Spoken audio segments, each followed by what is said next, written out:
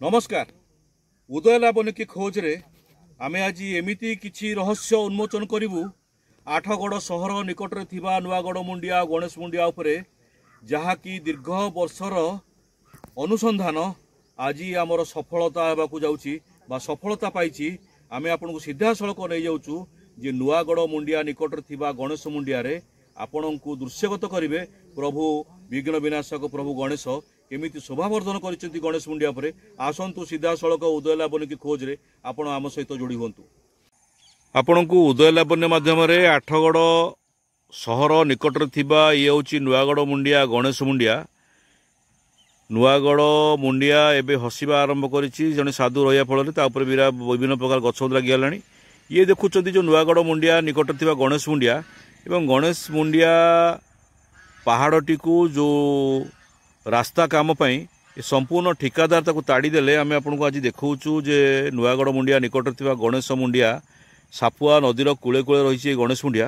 ये गणेश मुंडिया उपरे आम शुणुलु पिला दिने जे एठी गणेशंकर मूर्ति रही। आज आम एक्सक्लूसिव आम आपको देखू जे एपर्यंत आठगड़ सहरवासी जानि नथिबे गणेश मुंडिया उपरे जे एठी शिव लिंग अच्छी मूर्ति रही। आम सीधा सड़क आसतु आपको आम देखू केवल एक्सक्लूसिव चित्र आपण पाइबे जे गणेश मुंडिया उपरे प्रकृत में कौन कौन सब रही जे शुणा पाउथुलु। पिला माने मध्य आसुचंती देखुचंती पिला माने मध्य आसुचंती ये मुंडिया को देखिया आसुचंती कारण ये मुंडिया होची गणेश मुंडिया ऐतिह्य बहन करे। किंतु आज जराजीर्ण अवस्था जिते रास्ता काम करागला से रास्ता काम करागला पर एठी बर्तमान संपूर्ण ताड़ी दि जाइए। आम आसतु आज उदय लाबनिकी खोज रे आमे आपनको देखैबू जे एठी जे गणेश मुंडिया रे सब कौन कौन अच्छी। आमे आपनको आसतु देखौछु उदय लाबनिकी खोज। आमे संपूर्ण नुआगड़ मुंडियार पूरा शीर्ष को जाइचु पहाड़र ऊपर पूरा रहीचु। एठी देखंतु जंगली रास्ता भितर आमको अतिक्रम करिया पड़ुछि सेठी जे प्रकृत रे ए ऐतिह्य आठगड़ सहर सहित आठगड़ अंचल सहित आठगड़ गड़जात सहित ए ऐतिह्य बहन करुछि जे गणेश मुंडिया ता पाख निकट रे अछि नुआगड़ मुंडिया। एठी आपनकु जीवाकु हेले बहुत कष्ट स्वीकार करिया पड़ुछि जेहेतु नुआ ब्रिज हो जाइछि। एठी रथगड़ा छकटारू सापुआ नदी उपरे ब्रिज हो जाइछि।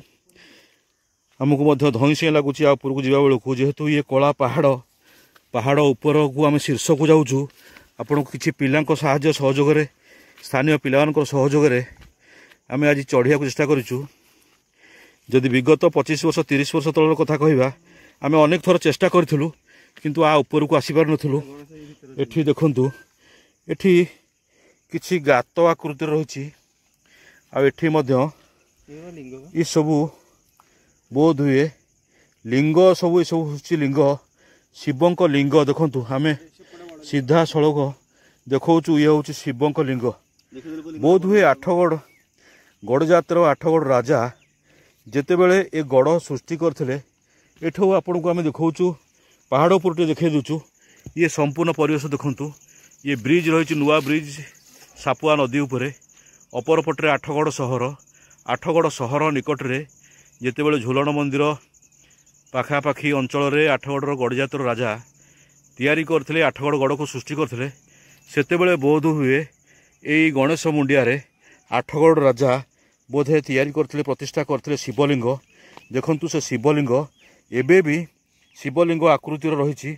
एठी आपनकर खाली आपनको शिवलिंग देखौनी एठी शिवलिंग ये पहाड़ उपरे बोध हुए फुटालिंग जना पड़ुचंती आंकु केही तैयारी करी नाहंती जहाँ जना पड़ुछि फुटालिंग किंतु फुटालिंग ये केवल आपनकर आम देखंतु चारिपट जाक ये होचंती ये पहाड़ देखंतु जो लिंगर चारिपटे देखंतु ये लिंग चारिपटे आपणकर सीधा सड़क एठी किछि किछि गर्त रही बागाड़ रही। एठे जेतेबेले राजा होंतु किंबा राजांकर परिवार कौन पार्षद वर्ग जेतेबेले शिवलिंग को एठी प्रतिष्ठा करथिले किंबा ये फुटालिंग तो जना पड़ू नाही किंतु जेतेबेले पानी दियंती एई शिवलिंग पहाड़र शीर्षरू ये पानी एठी देखंतु सीधा सड़क रास्ता जाइछि।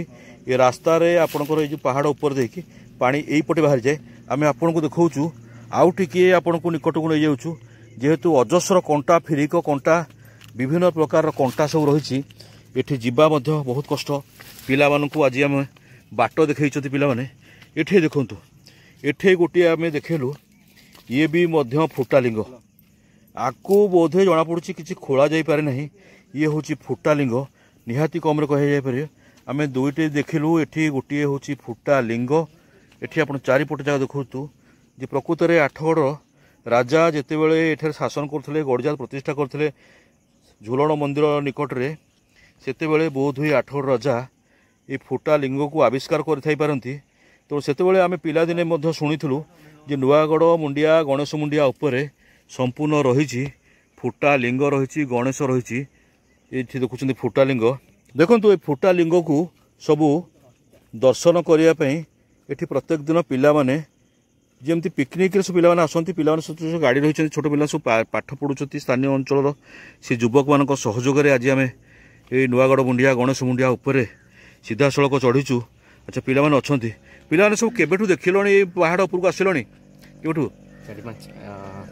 4-5-6 मास आसु हाँ कौन कौन सब देखुच ठाकुर अच्छा ठाकुर देखु तुम सब कौन देखुच ठाकुर खाली देखु गणेश ठाकुर आ शिवलिंग ये आ कौन अच्छा आउ दुई जन युवक अच्छा पिला छात्र पिला सब कौन कौन देखुच देखिए पाच हमें प्राय आसलुणु 4-5 मास हम फास्ट सब जगह पूरा बण हो जाता मझे सफा कलु आसिलु बसिलु भल लगुच जगह शांति जगह पूरा मझे भी गणेश आमर कि नथिले पूजा है ठाकुर पूजा होती एपटे शिवलिंग सेपटे शिव थे तले गणेश अच्छा ठाकुर ए मझे पूजा होते भी गणेश अच्छा तुम बाबू कौन कह पुआ देखला मुंडिया पूरा आसला मुंडिया जगह बहुत सुंदर आसतु देखु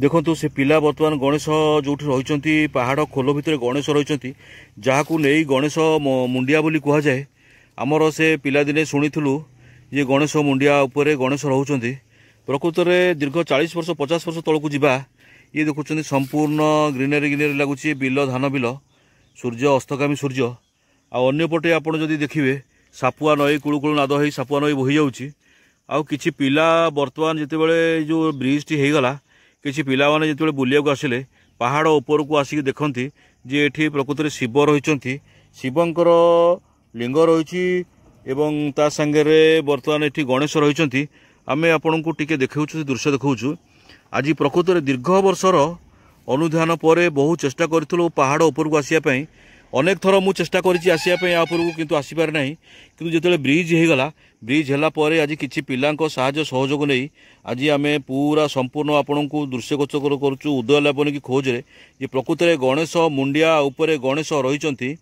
से दृश्य आप देखु ये पिला जो ऊपर छिड़ाई सी गोटे आउ गोटे पहाड़ उपर छिड़ाई तार सामना बा सम्मुख भागरे एठी आमे आपन देखु गणेश निकट को आमे आपन को सीधा सड़क नबा देखंतु मो लाइफ रो सबुठारो आज एक सुंदर मुहूर्त कहीं दीर्घ वर्ष धरी जितेबले गणेश मुंडिया उपरे नुआगढ़ मुंडिया उपरे आमे रिसर्च कर चलथिलु प्रकृत में गणेश मुंडिया कहीं हेची गणेश मुंडिया कोथ प्रसिद्ध लाभ करिछि कोन आ उपरे गणेश मुंडिया कहीं कुआ जाउछि आज प्रकृत में से समय आसी प्रभु गणेश आज दर्शन देइचंती बोध हुए मते कारण पिला साहाय्य सहयोग देखु पिला माने जितेबाला आज बाट कढ़े आनी मते ये गणेश मुंडिया ऊपर को सेतेबेले आमे आपन देखु पहाड़र पूरा संपूर्ण शीर्ष में छिड़ाई जो पहाड़ उपर से छिड़ाई ता तले एक पहाड़ खोल भितर प्रभु विघ्न विनाशक गणनाथ गणेश बर्तमान एठी शोभा पाउचंती निहाती कम रे कह जाय पारे आठगड़ ऐतिह्य ये आजिर ऐतिह्य नुहे शह शह वर्षर ऐतिह्य जदि आठगड़ इतिहास को गड़जातर इतिहास को देखा 848